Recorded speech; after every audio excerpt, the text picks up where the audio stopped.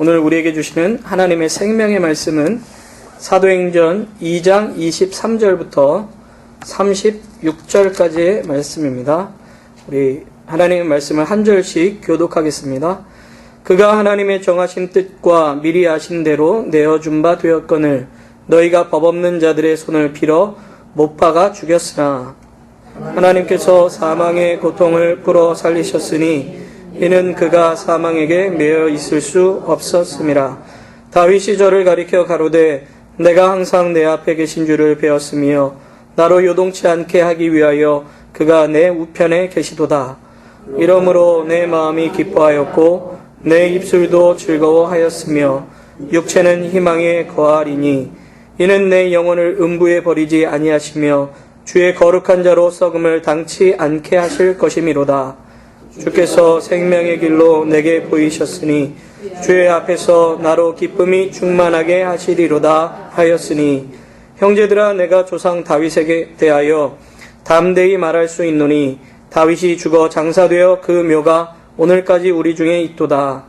그는 선지자라 하나님이 이미 맹세하사 그 자손 중에서 한 사람을 그 위에 앉게 하리라 하심을 알고 미리 보는 거로 그리스도의 부활하심을 말하되 저가 음부에 버림이 되지 않고 육신이 썩음을 당하지 아니하시리라 하더니 이 예수를 하나님이 살리신지라 우리가 다 이 일의 증인이로다.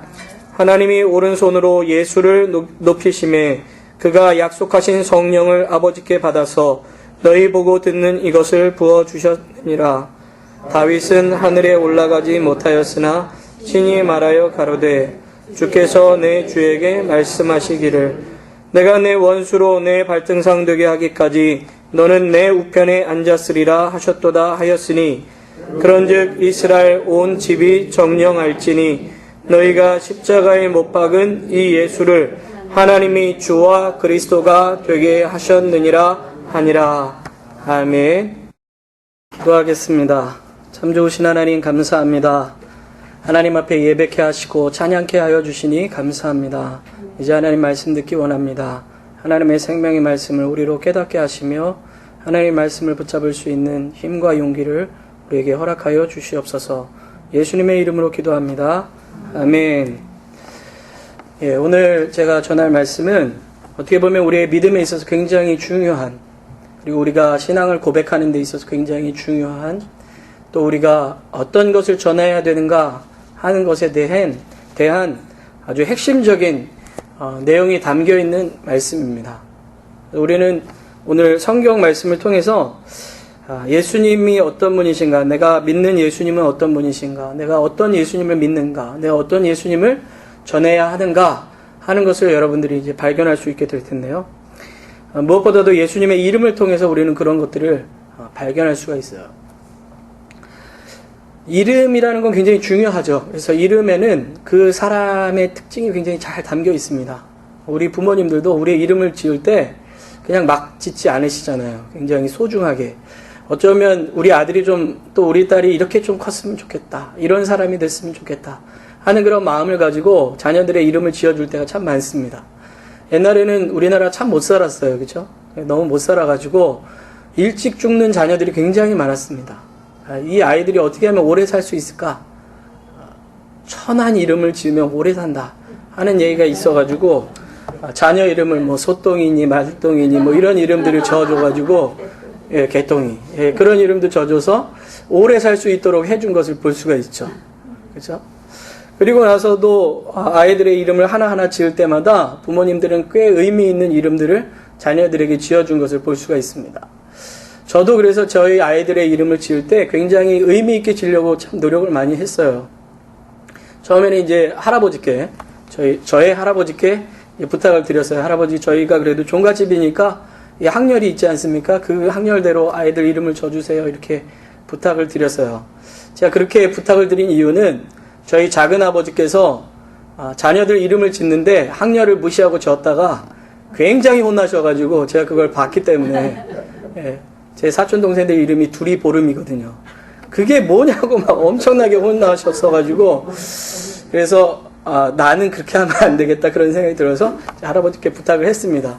또 이제 지금 족보 정리 중이니까 조금만 기다려라 이렇게 말씀하시더라고요. 그러더니 이제 조금 시간이 지났는데 할아버지께서 야 그래도 아빠가 짓는 게 제일 낫지 않겠니? 그러면서 저보고 지으라고 하시는 거예요.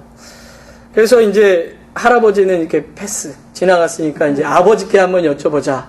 아버지 애들 이름 지어주시죠. 그랬더니 그냥 네가 져라. 그래가지고 제가 이제 기도하면서 아이들 이름을 이제 하나씩 지었습니다. 첫째 이름이 이제 건한데 저는 이제 모세를 생각하면서 아이의 이름을 쳤어요. 모세 하면 무슨 뜻이죠? 물에서 건져내다. 그래서 건져낼 건, 물 하자 써서 건하 이렇게 지으려고 했더니 한자를 잘 아시는 분들은 잘 아시겠지만 건져낼 건자라는 한자가 없습니다. 그래가지고 순수 그냥 한국말 이름으로 해서 한자가 없어요. 제 아들은. 그래서 그냥 하나님이 물에서 건져내셨다. 구하셨다 하는 의미로 건하. 그러면서 제가 하나님 앞에 늘 기도하는 내용 중에 하나 뭐냐면 하나님 이 아이가 모세처럼 하나님의 이 말씀을 사모하고 하나님 말씀을 평생 붙잡으며 살아가기를 원합니다. 꼭 이렇게 하면 목회자 시킬 것 같이 그런 느낌이 들죠. 근데 그런 의미로 지은 건 아니에요. 그냥 이 시대에 하나님 말씀 따라서 잘 살았으면 좋겠다 하는 의미로 지은 거죠. 둘째 아들을 딱 낳는데 제 머릿속에 떠나지 않는 인물 중에 하나가 에녹이라는 사람이었어요. 하나님과 늘 동행했던 사람. 그래가지고 제가 그 아이의 이름을 동하, 하나님과 동행하다 라는 이름으로 줬어요.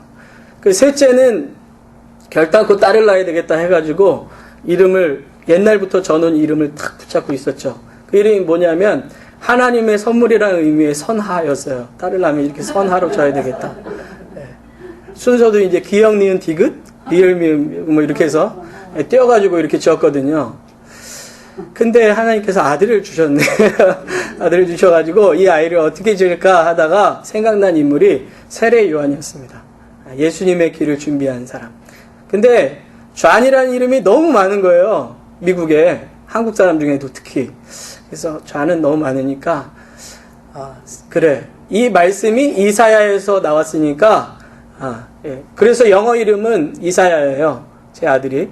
근데 이제 하나님의 길을 준비하는 자 해가지고 준하 이렇게 줬어요. 그래서 하나님 이 아이가 평생 주님 오실 때를 예비한 자로 살아가게 하옵소서 하는 마음으로 그렇게 지었습니다. 예, 저도 이제 그렇게 지었지만 이스라엘 사람들은 특별히 자녀들의 이름에 대해서 굉장히 이렇게 중요하게 생각을 했습니다. 자녀들의 이름을 하나하나를 지을 때마다 그 사람의 본질이 그곳에서 드러나기 때문에 그렇게 이름을 줬어요. 여러분들이 잘 아는 인물 중에 아담이라는 사람이 있죠. 아담이라는 이름의 뜻은 아다마라는 히브리어에서 나온 건데 흙이라는 뜻입니다. 쉽게 말해서 하나님께서 그 사람을 만들 때 어떻게 만드셨죠? 흙에서 만들었기 때문에 너의 본질이 흙에서부터 와서 결국에 죽을 때 흙으로 돌아가는 인생이라는 것을 하나님께서 이름 속에서 비춰주시는 것을 볼 수가 있어요. 하나님께서 아담에게 장명을 하도록 하셨잖아요. 이름을 짓게. 그럴 때 그 이름을 그냥 지은 것이 아니라 그것들의 본질의 특성대로 지었다고 성경에는 나오고 있습니다. 우리가 잘 아는 야곱도 마찬가지죠. 야곱은 어떤 사람이죠?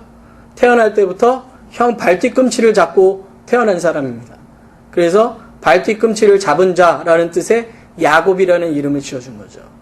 그랬더니 그 인생이 어떻게 되죠? 평생 살아가면서도 형 발뒤꿈치를 잡는 사람처럼 살았잖아요. 형의 장자권, 축복권 빼앗으려고 속이고 결국에는 아버지도 속였던 그 사람이 나중에 하나님께서 새로운 이름을 주시죠. 이스라엘. 하나님과 겨루어 이기었다. 근데 하나님과 겨루어 이길 사람이 누가 있겠습니까? 그 표현은 돌려보면 하나님께 은혜 받은 자라는 표현이죠. 그래서 이스라엘 백성들이 정말 수많은 민족이 있지만은 그 민족 가운데서도 하나님께서 특별히 구원의 은혜를 주시고 선택의 은혜를 주시고 그 민족을 통해서 구원자 메시아를 보내주시는 오늘 성경에 나오는 이제 그리스도를 보내주시는 그런 민족이 되었음을 성경이 그 이름 속에서 비춰지는 것을 볼 수가 있습니다. 하나님의 이름도 마찬가지입니다. 우리가 보통 알고 있는 그 하나님의 이름 속에서도 하나님의 본질과 하나님의 특성이 굉장히 잘 나타나 있습니다. 우리가 잘 아는 하나님의 이름 중에 엘로힘이라는 말이 있습니다. 엘로힘은 엘이라는 말의 복수형이지만 어쨌든 그 엘이라는 표현은 능력, 권능이라는 뜻입니다. 그래서 이스라엘 백성들이 엘로힘이라고 이야기할 때 하나님은 어떤 하나님이시냐? 능력과 권능의 하나님이심을 성경에서 이야기하고 있는 거죠. 또 다른 표현 중에 아도나이라는 표현이 있습니다. 주님이라는 뜻이다. 그것은 하나님께서 모든 것을 통치하시고 다스리시는 권세자이심을 성경이 이야기하는 것이죠. 그래서 이스라엘 백성들이 아도나이라고 생각하면서 고백하면서 기도할 때는 하나님이 나의 모든 것을 다스리시는 분이십니다. 라는 고백이 그 속에 들어가 있다는 것입니다. 성령 하나님의 이름 중에서는 보혜사라는 이름이 있어요. 보혜사는 영어로는 카운셀러라는 표현이죠. 하나님께서 우리의 어떤 분이시냐? 성령 하나님은 우리의 위로자가 되시는 분이시다. 우리가 가야 할 길을 가르쳐 주시는 분이시다 하는 의미에서 보혜사라는 표현을 쓰기도 합니다. 예수님, 성자 하나님이신 예수님에게도 그런 표현들이 굉장히 많이 있잖아요. 첫 번째가 이제 예수. 예수는 구약 성경 히브리어에서는 여호수아, 호세아라고 표현되는 것과 똑같습니다. 하나님은 나의 구원자이시다. 그러니까 예수님이 이 땅에 구원자로 오셨음을 보여주는 그 이름이 바로 예수라는 이름 속에 담겨 있는 것입니다. 또 다른 별명이 있죠. 임마누엘이라는 말이 있습니다. 하나님이 우리와 함께 하신다. 그래서 예수님의 모든 생애는 하나님이 우리와 함께 하심을 보여주시는 삶이었어요. 예수님의 능력을 볼 때마다 사람들은 저거는 하나님의 능력이야. 예수님이 말씀하실 때 저것은 하나님께서 우리에게 주시는 말씀이야 라고 사람들이 생각하고 여기게 됐다는 것입니다. 뿐만 아니라 예수님의 십자가의 죽음은 하나님의 사랑을 확증하는 말씀이에요. 그래서 로마서 5장 8절 말씀을 보면 예수님의 십자가가 하나님의 사랑의 확증이라는 표현으로 그대로 나와 있는 것을 볼 수가 있습니다. 예수님의 모습을 통해서 하나님이 우리에게 말씀하시는 것이 무엇인지, 하나님은 우리의 어떤 분이 되어주시는지, 하나님의 사랑이란 무엇인지 예수님을 통해서 볼 수 있다는 거죠. 임마누엘이라는 표현 속에는 그 모든 것이 다 포함되어 있는 것을 볼 수가 있습니다. 그런데 오늘 본문 말씀에 또 다른 표현이 나옵니다. 그것이 뭐냐면 주님이라는 표현, 그러나 또 다른 이름으로는 그리스도라는 표현이 오늘 성경에 나와 있는 것을 볼 수가 있어요. 우리는 그 속에서 예수님이 어떤 분이신가를, 또 우리가 고백하는 예수님이 어떤 분이신가를 분명하게 알 수가 있죠. 마태복음 16장에 보면 이런 내용이 나옵니다. 예수님께서 예수님의 제자들하고 가이사랴 빌립보라는 지역에 가게 되는데요. 그 가이사랴 빌립보라는 곳은 이 헤롯이라는 왕이 그때 당시에 로마의 이 황제인 이 가이사랴 아우구스도라는 이 사람을 위한 신전을 지어놓고 거기서 그 사람을 섬기던 곳이고 로마의 신을 섬기던 장소입니다. 그러니까 그곳에는 엄청난 신전이 지어져 있다는 것이죠.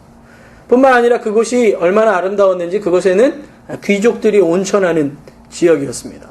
그곳에 예수님이 제자들과 함께 간 거예요. 근데 그때 당시 예수님의 모습은 어떤 모습이었을 거라고 여러분들은 추측하세요? 이런 모습이었을까요? 옷도 좀 하얗고 머리는 이 브론즈 색깔에 이렇게 휘날리면서 웨이브가 탁 지고 인자한 표정과 이 수염이 쫙 있는 그런 표정이라고 생각하세요? 이건 이게 서구식이에요. 서양식 예수님. 서양식으로 생각하는 예수님이죠. 인디언들은 예수님을 인디언처럼 생각해요. 아프리카 사람들은 예수님이 흑인이었을 거라고 생각해요. 한국에도 그 어떤 분께서 그림 그리신 걸 보니까 예수님께서 갓 쓰고 나오셔가지고 돛담 배에 이렇게 타고 가면서 베드로를 일으키시는 그런 장면들이 나오는 그런 사진 혹시 못 보셨어요? 보셨죠? 못 보신 분들은 저를 찾아오시면 보여드리겠습니다. 제 컴퓨터에 있어요. 그런 장면이 나오는 것처럼 이거는 서양 사람들이 자기 나름대로 형상화시킨 모습이죠. 이사야서에 나오는 예수님은 어떤 분이시냐면 풍채가 형편없으신 분이죠. 나약하신 분. 그 예수님이 얼마나 이 공생에 3년 동안 고생하셨는지 예수님의 제자들하고 배를 타고 가시는데 너무 피곤해가지고 주무셨어요.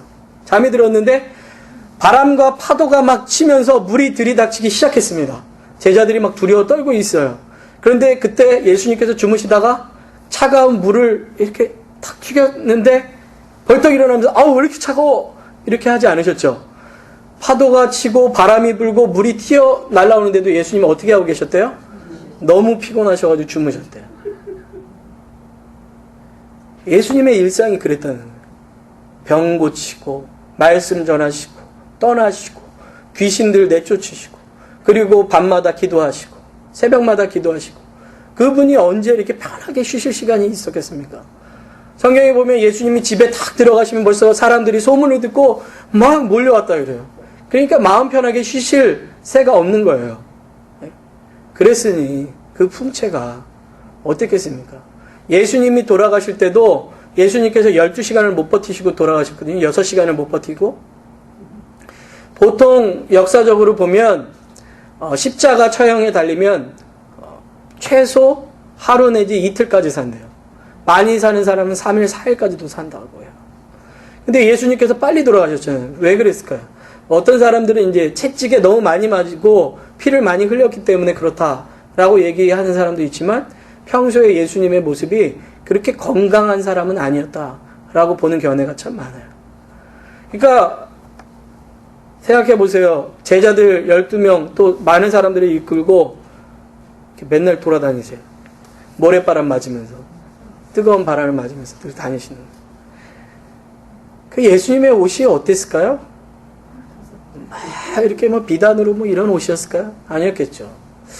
어떻게 보면 참 초라한 몰골에 나이보다도 훨씬 늙어 보이는 그 분이 정말 화려한 신전이 있는 그곳에서 물어보는 거예요, 제자들에게. 첫 번째 질문은 이거였죠. 너희는 나를 누구라고 하느냐? 제자들이 뭐라고 얘기하죠? 어떤 사람은 세례 요한, 또 어떤 사람은 엘리야, 또 어떤 사람은 예레미야나 또 다른 선지자 중에 하나라고 생각하고 있습니다. 그때 예수님 또 물어보세요.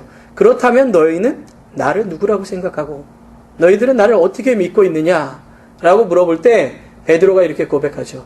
주는 그리스도시요 살아계신 하나님의 아들입니다. 그 화려한 신전이 있고 많은 사람들이 절하고 있는 그곳과는 전혀 비교되는 그 예수님. 그 예수님을 향해서 당신은 그리스도십니다. 당신은 하나님의 아들입니다. 이 고백을 하는 거예요. 그 고백을 할 때 예수님이 얼마나 기쁘셨는지. 바요나 시몬아, 요한의 아들 시몬아, 너는 참 행복한 자다. 너가 이것을 알게 하고 고백하게 하신 이는 바로 네가 아니라 전부 하나님 아버지께서 너에게 이 믿음을 주신 거다. 내가 이 고백의 터 위에 교회를 세우리니 음부의 권세가 함부로 할 수 없는 권세다 라고 말씀하시는 것을 볼 수가 있죠. 바로 이 믿음, 바로 이 고백이 예수 그리스도를 믿는, 예수님을 주로 믿고 예수님을 그리스도로 고백하는 사람들의 믿음이어야 된다는 것입니다. 바로 저와 여러분들이 믿는 예수님이 바로 이분이시다 라고 성경이 우리에게 얘기하고 있는 거예요. 그래서 사람들이 여러분들에게 당신은 누구를 믿습니까? 예수님은 어떤 분입니까? 라고 물어볼 때 여러분들은 언제든지 예수님은 나의 주님이시며 예수님은 그리스도시고 예수님은 살아계신 하나님의 아들입니다 라고 고백할 수 있어야 돼요. 이것이 바로 저와 여러분의 고백이어야 되고 여러분들이 증언해야 될 고백이 되어야 되는 것이죠. 그 사건이 오늘 성경에 나오고 있는 것을 볼 수가 있습니다. 오늘 베드로가 예수님을 증언하는데 어떻게 증언하느냐? 지금 바로 이야기한 이 내용을 가지고 증언하고 있는 거예요. 오순절날 성령이 임했습니다. 성령이 임함으로 사람들이 다른 나라, 각 나라의 언어로 이야기하기 시작했습니다. 사람들이 그걸 보고 깜짝 놀랬죠. 야, 어떻게 저 갈릴리 촌 사람들이 어떻게 온 세계의 말들을 하지? 로마의 말을 하며 그리스어를 하며 어떻게 저렇게 아람어나 아랍어를 하지? 아프리카의 말도 하네? 이런 것 때문에 사람들이 논란이 일어나기 시작한 거예요. 어떤 사람들은 술 마셨다고 조롱도 하기 또 합니다. 그때 베드로가 벌떡 일어나서 야, 우리는 술 취한 것이 아니다.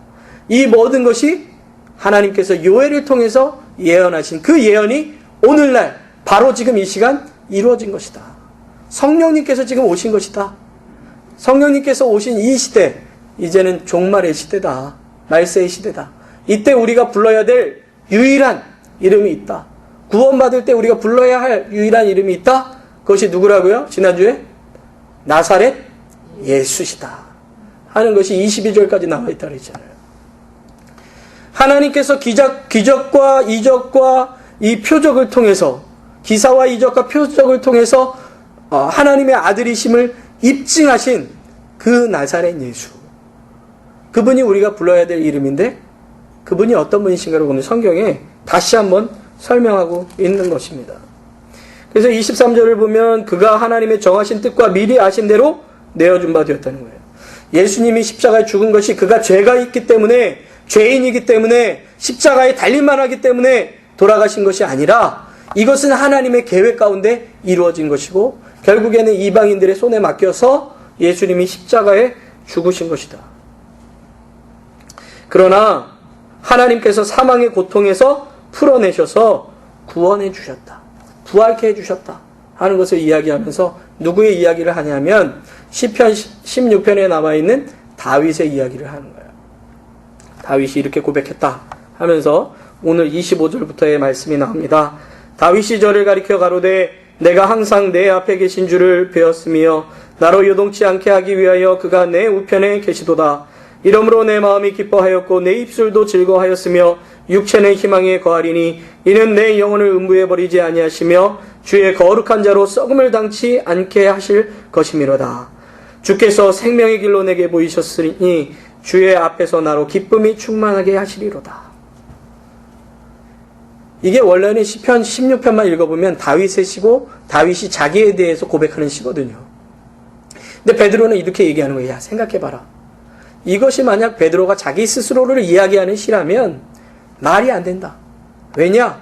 다윗은 지금 죽어서 장사 지내서 그 묘실이 우리 곁에 있지 않냐. 그는 다시 부활할 수 있는 존재가 아니다라는 거예요. 그럼 누구를 위해서 이렇게 노래를 했냐? 그것이 바로 예수님을 보고 노래한 거라는 거예요. 그래서 30절에 이렇게 얘기합니다. 그는 선지자라 하나님이 이미 맹세하사 그 자손 중에서 한 사람을 그 위에 앉게 하리라 하심을 알고 미리 보는 고로 그리스도의 부활하심을 말하되 저가 음부에 버림이 되지 않고 육신이 썩음을 당하지 아니하시리라 하더니, 결국 그가 바라본 사람이 누구냐? 예수님이라는 거예요. 하나님께서 이미 이 왕이지만 이 다윗에게 먼저 보게 하심으로 그가 예수 그리스도께서 부활하실 것에 대해서 예언한 것이다 라고 설명하고 있는 거예요. 그런데 그분이 누구래요? 이 예수님이라는 거예요. 이 예수를 하나님이 살려주셨다는 거죠. 그 일에 바로 우리가 증인입니다. 우리가 고백하고 우리가 전해야 될 것이 무엇이냐면 하나님께서 예수 그리스도를 이 땅에 보내주시고 그분이 하나님의 계획 가운데 십자가에 죽으시고 부활하셨다는 거예요. 이 모든 것이 하나님의 계획 가운데 있는 것이고 예수님이 그 일들을 행하신 분이시라는 거죠. 그것을 우리가 보았다라는 거예요. 예수님이 죽는 것도 보았고 예수님이 부활하시는 것도 보아서 이제 이 일에 대해서 우리가 증언한다는 거예요. 우리가 이렇게 증언할 수 있는 것은 바로 오늘 이 시간 성령님께서, 하나님께서 예수님을 통해서 보내주신 성령님에 의해서 우리가 이것을 강력하게 전할 수 있다라고 베드로가 오늘 증언하는 것을 볼 수가 있습니다.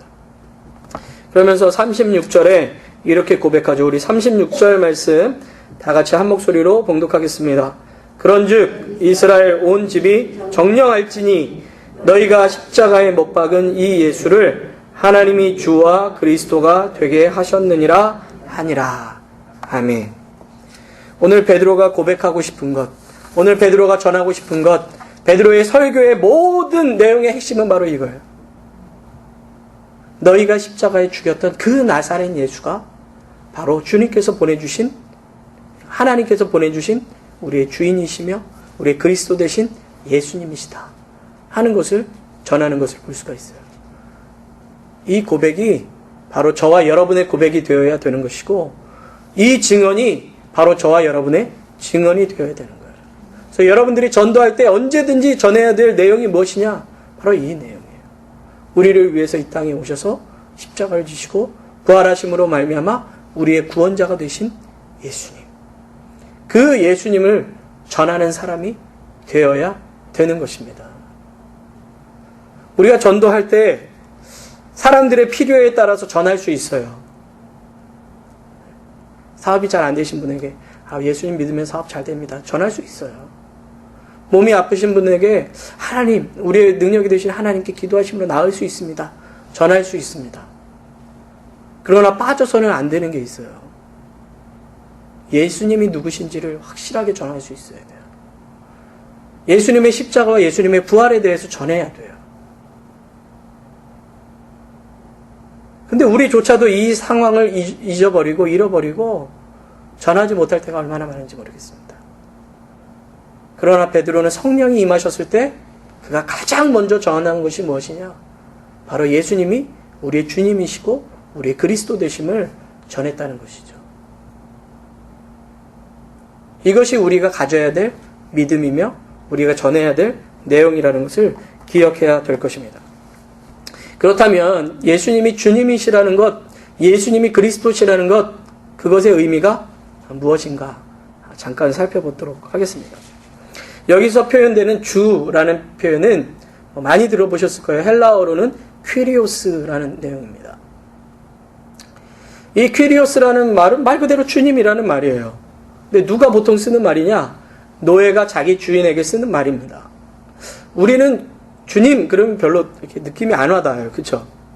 뭐 주님 그냥 부르지 이렇게 생각할지 모르지만 그 당시에 노예라든가 병사 중에서도 하급에 있는 병사들이 주님이라고 불렀을 때 그 느낌은 어땠나? 자기의 생사 여탈권을 가지고 있는 주님입니다. 나는 당신의 소유물입니다. 라는 고백을 갖고 있는 거예요. 그래서 주인이 가서 나가 죽어! 하면 죽는 신용을 하는 게 아니라 죽어야 되는 거예요. 종은. 네? 그 당시에는요. 그래서 야 내가 오늘 너에게 무슨 일을 시키겠다. 그러면 낮에 가서 열심히 들판에 가서 만약에 일을 했잖아요. 그럼 집에 딱 들어왔어요. 그러면 나를 위해서 음식을 차려라. 그러면 자연스럽게 음식을 차려야 돼요. 그리고 그 주인이 칭찬하지 않아도 당연한 거예요. 왜요? 나의 주인이니까. 주인에게 모든 선택의 권리가 있는 거예요. 나는 없어요. 나는 그분이 시키는 대로만 할 뿐이에요. 우리는 예수님을 주님이라고 부르잖아요. 하나님을 주님이라고 부르잖아요. 그럼 여러분들은 어떠십니까? 여러분들이 주님이라고 부르는 그 주님의 말씀대로 살아갑니까? 아니면 그 주님의 주인이 되셔서 그 주님을 부리려고 하십니까? 제가 지난주에도 그 제자 훈련하면서 그림에서 설명드렸죠? 우리의 마음의 중심이 있는데 그 중심의 보좌에 예수님을 안 믿는 사람들은 자기가 주인이 돼서 그 자리에 있어요. 예수님은 관심 밖에 있죠. 그러나 예수님을 믿는 사람들은 예수님을 그 마음의 중심으로 모셔드립니다. 그런데 육적인 그리스도인들은 어떻게 한다고요? 자기가 주인의 자리에 있고 예수님은 자기의 발치에 둬서 자기가 예수님 부리려고 한다고 그러잖아요. 그래가지고 기도할 때도 내가 원하는 거 구하고 예수님이 안 들어주면 왜 안 들어줘? 예수님한테 그런다는 거죠. 예수님 왜 이럴 수가 있어요? 내가 안 되겠네. 내 예수님 안 믿든지 해야지. 이렇게 된단 말이에요. 그러나 그게 아니죠. 예수님이 그 자리에 계시고 내가 그 발밑에 내려와서 그분이 말씀하신 것 앞에 엎드려야 되는데 우리는 늘 그 반대로 예수님을 내가 조작하려고 그러고 예수님을 내 마음대로 쓰려고 그러고 하나님의 능력도 내 마음대로 사용하려고 그런다는 거예요. 그러나 주님이라는 그 고백 속에는 내가 그 주님 앞에 완전히 엎드려져서 그분의 말씀대로 내가 살겠습니다라는 고백이 들어간다는 것. 그것을 우리는 반드시 기억해야 돼요. 그리스도라는 말은 기름 부음 받은 자라는 말입니다. 히브리어로는 메시아. 똑같은 말이에요. 그런데 이 말 속에는 이제 세 가지가 있어요. 어떤 사람을 기름 부었느냐? 첫째, 왕입니다. 왕에게 기름 부었어요. 그래서 다윗에게 기름 붓는 장면 성경에서 보죠. 두 번째, 선지자입니다. 그래서 선지자들은 하나님의 말씀 전하는 사람들이잖아요. 그 사람들에게 붓고. 세 번째는 제사장입니다. 제사를 지내는 아론과 그의 자손들에게 기름을 부어서 세운 것을 볼 수가 있죠. 예수님을 그리스도라고 할 때 예수님이 이 세 가지의 일들을 이 땅에서 하셨다는 것이고 예수님이 이 세 가지의 직분을 갖고 계신다는 것을 의미합니다. 그것은 이제는 좀 어려운 말 할게요. 여러분들 잘 기억하시면 솔직히 기억 안 하셔도 좀 되지만 기억하시면 누군가 딱 물어볼 때 혹시 그리스도의 삼중직이라고 알아? 그러면 굉장히 실력 있게 느껴져요. 그리스도의 삼중직이라고 해서 이 세 가지의 직분을 예수님께서 하셨다는 거예요. 왕으로서, 선지자로서, 제사장으로서 이 일을 하셨다는 거예요. 왕은 뭡니까? 통치권을 이야기합니다. 예수님께서 이 땅에 오심으로 하나님의 나라가 도래했고 예수님께서 그 모든 것을 다스리신다 하는 의미를 갖고 있어요. 그러니까 주님이라는 의미와 비슷하지만 그것보다도 더 큰 의미를 갖고 있는 거죠. 온 세계의 주인 되시고 온 세계를 다스리시는 분이 예수님이시다 하는 것이 그 속에 담겨져 있는 거예요. 선지자, 예수님께서는 어떤 일을 하셨죠? 이 땅에 오셔서 하나님의 말씀을 전하셨습니다. 하나님의 나라의 일을 가르치셨고 또 우리가 하나님의 나라가 다시 이 땅에 오실 것을 위해서 준비되어야 할 삶에 대해서 이야기해 주셨어요. 하나님의 뜻을 우리에게 전해주셨다고요. 예수님의 모든 말씀은 다 하나님의 뜻에 대한 말씀입니다. 우리가 예수님이 진정한 선지자라고 믿는다면 우리는 그 예수님의 말씀을 붙잡고 살아가야 된다는 것이죠. 세 번째, 예수님은 제사장으로 오셨잖아요. 제사장이 하는 일이 무엇이었죠? 백성과 하나님 사이에 다리 놓는 역할을 해줬잖아요. 중재자의 역할. 그래서 백성들의 죄를 위해서 대신 제물을 잡고 제사를 지내므로 하나님과의 관계를 화평케 하는 역할을 감당했어요. 근데 예수님께서 이 땅에 오셔서 어떻게 하셨죠? 자기가 직접 제물 되어 주셨죠. 속죄제와 화목제가 되어 주셔서 우리의 모든 죄를 용서해 주신 것뿐만 아니라 하나님과 화목해 해 주셔서 하나님의 자녀로 우리를 삼아 주셨습니다. 우리가 그리스도다 이렇게 이야기할 때 예수님은 나의 왕이시고 예수님의 말씀은 다 하나님의 뜻이며 예수님께서 오신 것은 나의 모든 것들을 용서하시고 회복해 해 주신 분이시다 라는 것을 의미하고 있다는 거예요. 여러분들은 지금까지 예수님을 어떻게 알고 예수님을 믿고 따라왔습니까? 한번 여러분들이 신앙을 다시 한번 점검해 보시고 나는 정말 예수님을 나의 주인으로, 나의 왕으로, 나의 선지자로, 나의 제사장으로 그분을 믿고 따르며 섬기고 그리고 그분을 그렇게 전파하고 살았는가. 여러분들의 삶들을 다시 한번 돌아볼 수 있게 되기를 바랍니다. 그리고 오늘 베드로의 이 증언, 이 고백, 이것이 바로 저와 여러분의 믿음이요, 증언이요, 고백이 되기를 주님의 이름으로 축원합니다. 기도하겠습니다. 참 좋으신 하나님 감사합니다. 오늘도 우리에게 말씀 주심을 감사합니다. 하나님, 우리는 예수님에 대한 어떠한 지식을 가지고 믿음 생활을 하고 있었고 어떠한 믿음을 가지고 믿음 생활을 해왔습니까? 한번 돌아보게 하여 주시고 바른 지식, 바른 믿음을 가지고 주님을 온전히 따르며 주님이 말씀하시는 말씀 앞에 온전히 순종하는 삶으로 살아갈 수 있도록 도와주시고 베드로의 이 고백이 나의 고백이 되도록 주여 나와 함께하여 주시옵소서. 예수님의 이름으로 기도합니다. 아멘.